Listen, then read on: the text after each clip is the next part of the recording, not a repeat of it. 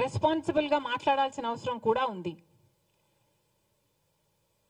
అసలు కేంద్ర మంత్రులుగా ఉన్నవారు కూడా ఇంత నిర్లక్ష్యంగా మాట్లాడుతున్నారు. అసలు మోడీ గారిని అడుగుతున్నాం, మోడీ గారు మీరు గత నవంబర్లో అనుకుంటా వారు మొన్న ఎప్పుడో తిరుపతికి రావడం జరిగింది. తిరుమలలో మోడీ గారు దర్శనం చేసుకున్న తర్వాత 140 కోట్ల మంది భారతీయులకు మంచి జరగాలని ప్రార్థన చేసుకున్నానని చెప్పటం జరిగింది.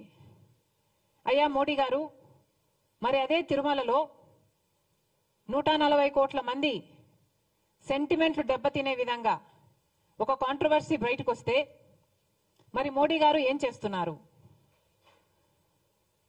నేషనల్ డైరీ డెవలప్మెంట్ బోర్డు కేంద్ర సంస్థ. ఆ బోర్డు ఇచ్చిన రిపోర్టు ప్రకారమే చనిపోయిన జంతువుల కొవ్వు ప్రసాదంలో కలిపారు అని వాళ్ళు ఇచ్చిన రిపోర్టే చెప్తుంటే మరి మోడీ గారు కనీసం స్పందన కూడా ఎందుకు లేదు? మీరు చెప్పినట్టే 140 కోట్ల మంది భారతీయులకు సంబంధించిన అంశం. మరి అలాంటప్పుడు కనీసం ఒక సిబిఐ ఎంక్వైరీ వేయాలని మోడీ గారికి ఎందుకు తోచలేదు? 2 నెలల కిందనే నేషనల్ డైరీ డెవలప్మెంట్ బోర్డు చేతుల్లో ఒక రిపోర్ట్ వస్తే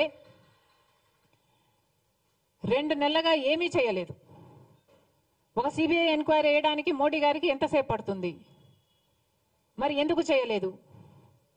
నిజంగానే హిందూ మతం మీద కుట్రే జరుగుతుంటే మరి సిబిఐ దర్యాప్తులో అది తేలేది కదా? మరి సిబిఐ దర్యాప్తులో హిందూ మతం మీద కుట్ర జరిగితే అది దేశద్రోహం కదా? మరి అలాంటప్పుడు ఇంత సీరియస్ ఇష్యూ ఉన్నప్పుడు మోడీ గారు సిబిఐ ఎంక్వైరీ ఎందుకు వేయటం లేదు? చంద్రబాబు గారు కూడా సమాధానం చెప్పాలి. 2 నెలలుగా మీకు తెలుసు, 2 నెలలుగా ఆ రిపోర్టు మీ చేతిలో పెట్టుకొని ఏం చేస్తున్నారు? మీ 100 రోజులు పూర్తి చేసుకున్న సందర్భంలో మీరు అది బయట పెట్టారు అంటే ఏమనుకోవాలి? మీరు సూపర్ 6 అమలు చేయలేదు కాబట్టి ప్రజల దృష్టిని మళ్లించడానికే ఒక హిడెన్ అజెండాతో ఇది ఆ రోజు బయట పెట్టారని స్పష్టంగా అర్థమైపోవటం లేదా?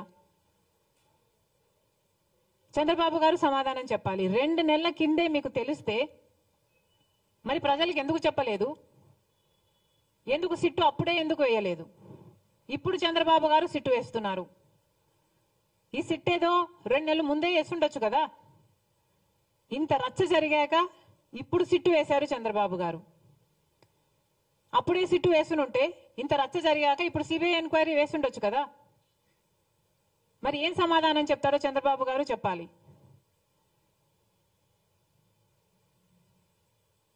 ఇన్ని ఆధారాలు, ఇన్ని రిపోర్ట్లు మీ చేతుల్లో పెట్టుకొని కూడా ఈరోజు ఒకవైపు తెలుగుదేశం పార్టీ అయినా, పవన్ కళ్యాణ్ గారైనా, బీజేపీ అయినా, జగన్మోహన్ రెడ్డి గారైనా అందరూ కలిసి నీచమైన మత రాజకీయాలు చేస్తున్నారు. మొన్నెక్కడో ఒక రాముల వారి రథం తగలబెట్టారని విన్నాం.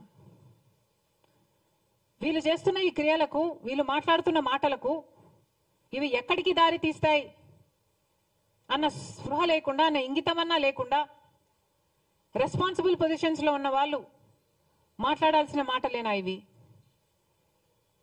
మళ్ళీ చెప్తున్నాం, లడ్డూ కల్తీ జరిగిన విషయంలో